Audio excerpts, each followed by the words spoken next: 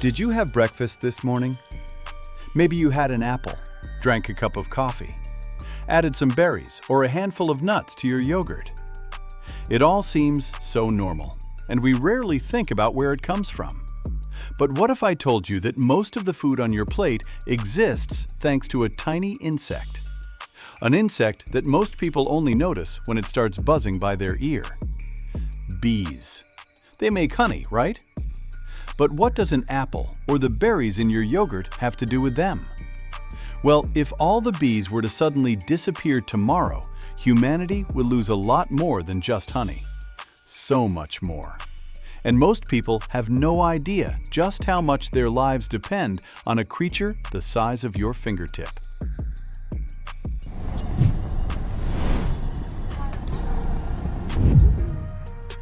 When you think about it, it's pretty surprising.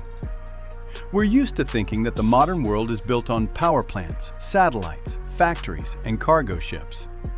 But despite all that, a huge portion of what we eat every day depends on a creature that weighs less than a paperclip and lives for only a few weeks. And people have known about bees for thousands of years. We've built hives for them, collected their honey, and even moved entire apiaries to follow the blooming plants. However, for a long time, we weren't paying attention to the one thing that makes bees truly indispensable. The most important work bees do happens far from the hive, in a place where people almost never see it. It happens among the flowers, in fields, orchards, and meadows. That's where the fate of the future harvest is decided. Imagine a typical spring morning. An apple orchard is in full bloom. The air is filled with the scent of flowers. Little dark specks are constantly darting between the branches. For most people, this is just part of the scenery, a detail that no one pays any mind to. And now for the interesting part. If you take the bees out of this picture, the garden will still be there. The trees will keep blooming just as beautifully. The petals will swirl in the wind. But in a few months, the consequences will be completely different. Because a flower is not yet a fruit. Between the flower and the apple, there is a crucial step without which an apple will never appear on the branch. And this is where the bee comes in. When it lands on a flower, the tiniest grains of pollen stick to its body. Then the bee flies to another flower and carries this pollen over. From the outside, it might look like a random movement, but in reality, it's one of the most important operations in all of nature. It is this very process that allows plants to produce fruit and seeds. Not all plant species depend on bees to the same extent. However, for a huge number of agricultural crops, visits from bees are absolutely vital. What's funny is, the bee itself has no intention of helping humans. It couldn't care less about the harvest, farmers, or grocery stores. It is only interested in the nectar and pollen needed for its family in the hive. This creates a pretty unusual situation. For millions of years, bees have been busy doing their own thing, and as a side effect of that process, billions of people get fed. When I first started looking into this, that's what really struck me. We often think of nature as something separate from our daily lives, but here the connection is almost immediate. A bee visits a flower, and a few months later, someone buys a fruit at the store. And we're not just talking about apples either. If you look at the list of plants that need pollination, it turns out to be pretty long. Almonds, sweet cherries, pears, apricots, a whole bunch of berry crops, some vegetables, and even those crops that are hard to imagine modern agriculture without. Sometimes this dependence is so strong that without pollination, the yield doesn't just drop by a few percent, it drops drastically. A farmer can prepare the soil meticulously, water the plants right on schedule, and protect them from pests. But if the flowers aren't pollinated, all that effort goes right down the drain. This is especially noticeable during the blooming season. Just a few weeks a year determine the fate of the entire harvest. That's why, during this period, many farms specifically bring in beehives. For growers, this is just as important as having machinery or fertilizer. From the outside, the situation looks almost comical. Huge trucks transport thousands of beehives for hundreds of miles. Not construction materials, not equipment, and not produce, but millions of insects, without which the harvest could be significantly smaller than expected. But this raises a completely different question. If bees are so important, then why them specifically? Thousands of insect species live on our planet. Butterflies also visit flowers. Beetles are also capable of carrying pollen. And even some birds and bats contribute to plant pollination. The answer becomes much clearer when you look at a bee up close. Its body seems as if it was specifically designed for this kind of work. It is densely covered with tiny hairs that pollen easily sticks to. While gathering food, a bee literally turns into a flying transport vehicle for plants. There is another important feature as well. Most insects just stop by flowers as if they are passing through. For a bee, however, this is its main life's work. Day after day, it seeks out new sources of nectar and returns to them again and again, many times over. This is precisely why bees work with such amazing dedication. One small hive is capable of visiting about 50 million flowers in a single season. And we are not talking about hundreds or even thousands. 50 million. The most amazing thing is that no single bee sees the big picture. It has no idea how many of its sisters are out working in the field. It doesn't know the size of the harvest. It doesn't even know what role it plays in this whole system. Each one just performs its own little task. But when you get tens of thousands of these workers together, something emerges that resembles a huge, living machine. Except no engineers designed this machine. It came into being long before the first cities and states. But before we move on, it's worth asking a question that, for some reason, is rarely said out loud. If a hive is structured like a city, if a bee can communicate coordinates and navigate by the sun, then what in the world is actually going on inside this tiny creature? Inside the hive, a lot of things are truly going on that you would hardly expect from insects. There's a clear division of labor. Young bees take care of the offspring. Others are busy building the honeycomb. There are guards. There are foragers who spend most of their lives outside the home. Looking at this for the first time, you can't help but think that you're looking at a small city rather than an insect colony. Thousands of inhabitants, shared food supplies, a clear division of labor, and non-stop work without a break. But the really amazing part begins when a bee needs to tell the others where a rich food source is located. Because this is where nature found a solution that just a few centuries ago would have seemed like pure fantasy. When a scout bee discovers a spot rich in nectar, she returns to the hive and begins to perform special movements. To an onlooker, it resembles a chaotic scramble on the honeycombs.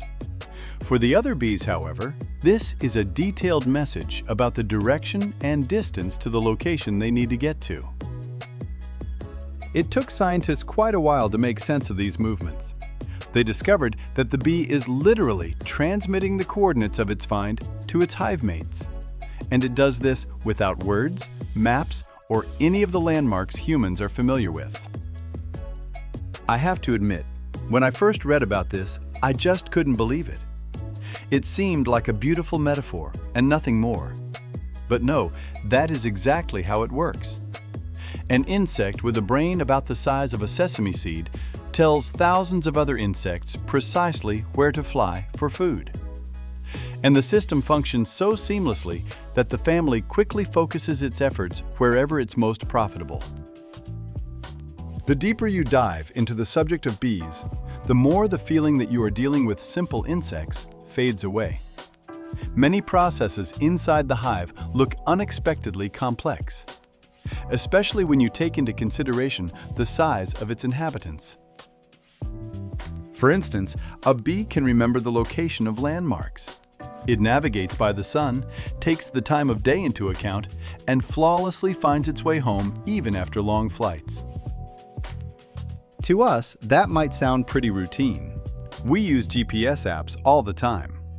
But a bee doesn't have any satellites, maps, or gadgets.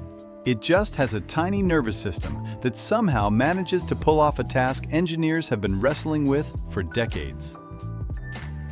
Sometimes bees have to cover some pretty serious distances from the hive, up to 7 kilometers one way. For a person, a trip like that seems like nothing at all.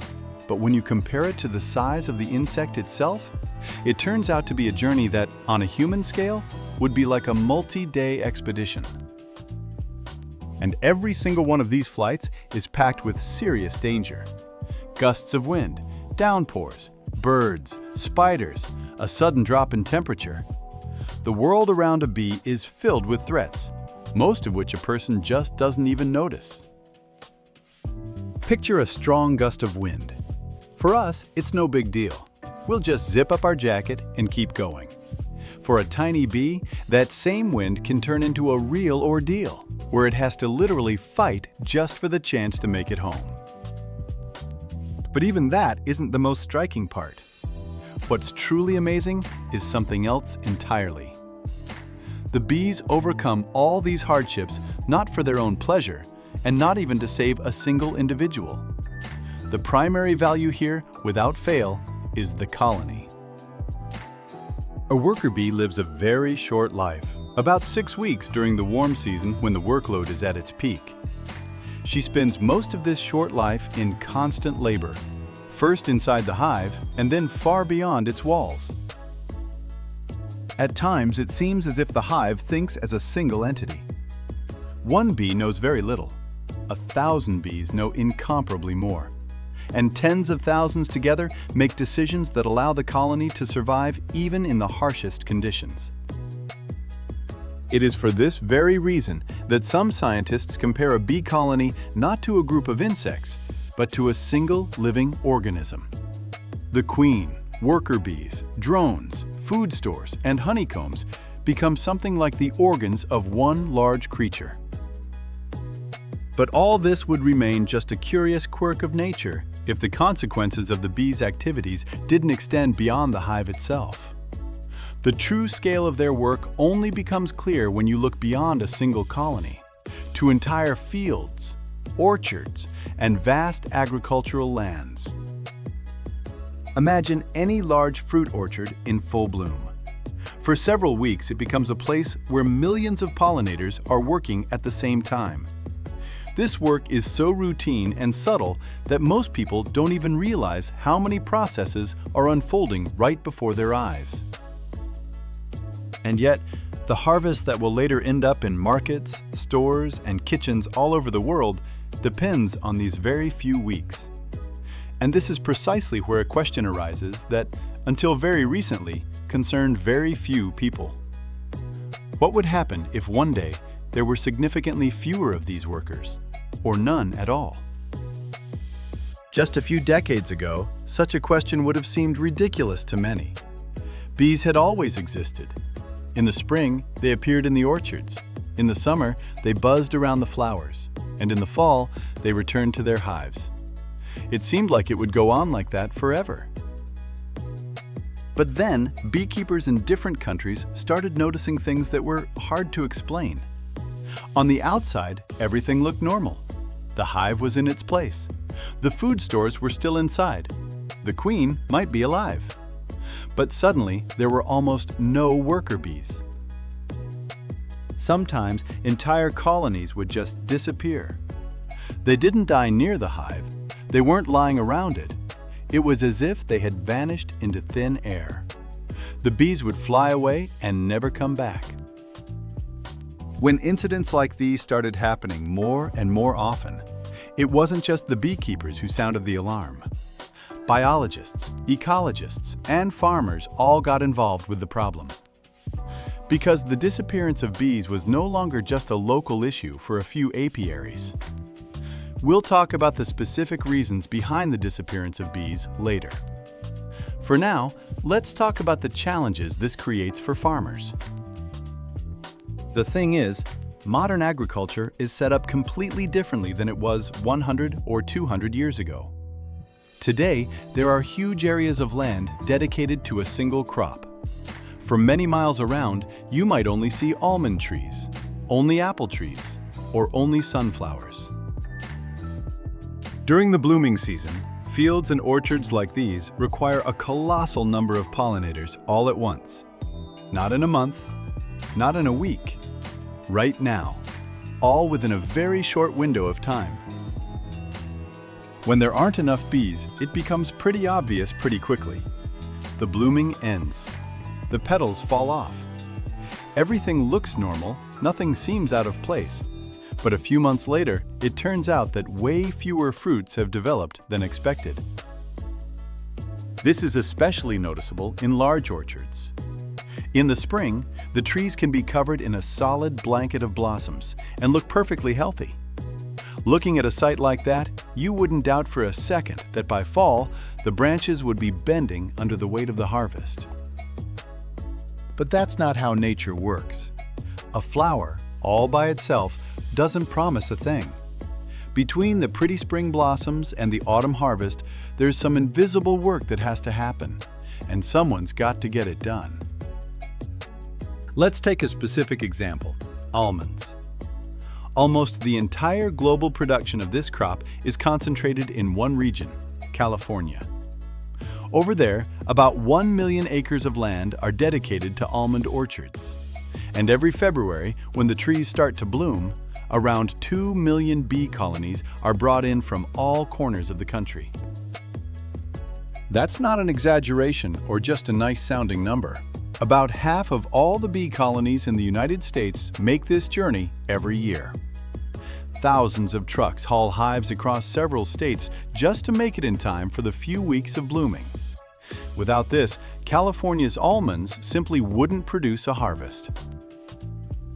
You might think, so what's the big deal if we have a smaller almond harvest for 1 year? But once you do the math, the picture changes. Almonds are an ingredient in hundreds of products: almond milk, chocolate, baked goods, nut mixes.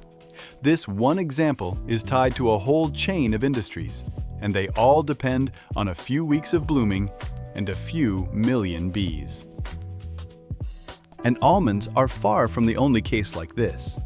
Blueberries in the US, canola in Europe, sunflowers, pumpkins, cucumbers, clover for livestock feed. It's the same story everywhere. The bee population is shrinking, and farmers are forced to find ways to make up for this shortage. Some farms now book hives in advance, several months before the blooming season begins, because when the time comes, they might simply not be available. The demand for bee colonies has grown so much in recent years that the cost of renting hives has risen noticeably. Bees, which used to be taken for granted, have turned into a scarce resource. The deeper scientists delved into studying the decline of bee populations, the more obvious it became that there was simply no single cause.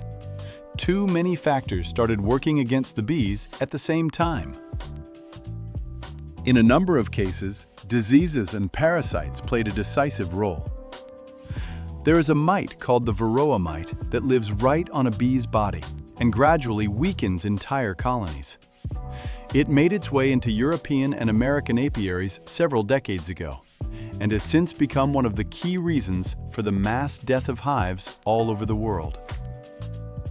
In other places, it is all about changes in familiar landscapes. Fields that were once covered in a variety of grasses are now planted with a single crop. Meadows, where cows once grazed and wildflowers bloomed, have been replaced by perfectly flat green rectangles. Bees simply have nowhere to find food in between the blooming periods of the main agricultural plants. Another problem is related to the chemical substances that help people deal with pests, but at the same time cause significant harm to beneficial insects. Some pesticides do not kill bees directly. They work differently, by disrupting the insect's ability to navigate. A bee flies out of the hive and simply cannot find its way back. A pretty grim picture was starting to form. Mankind had been systematically reshaping the world to suit its own needs.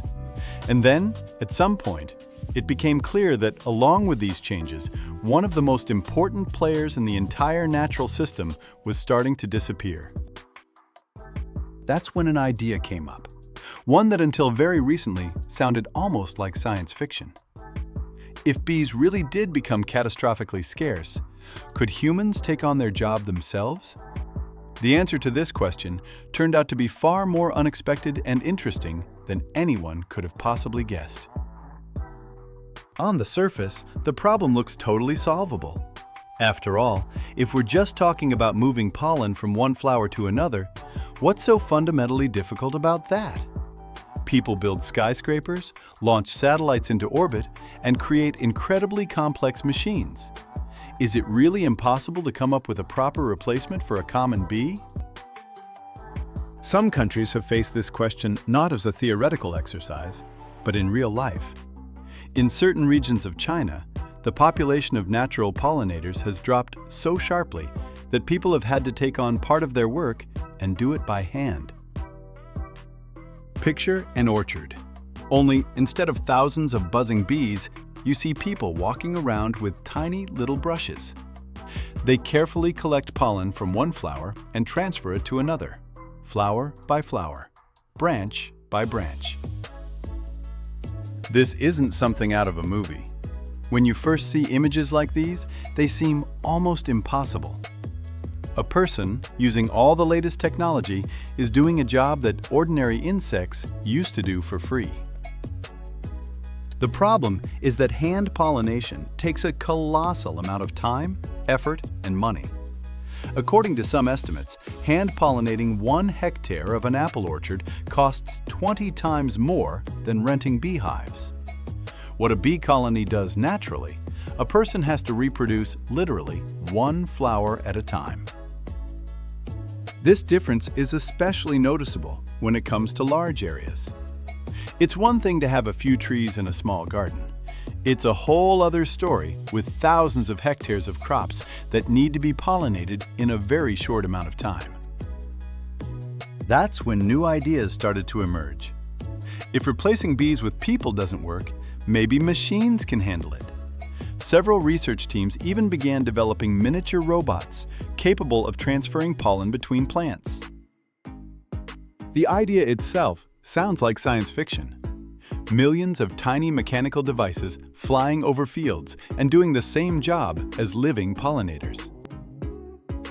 But the more closely the engineers looked into the problem, the more complex it turned out to be. A bee, after all, doesn't just fly from flower to flower.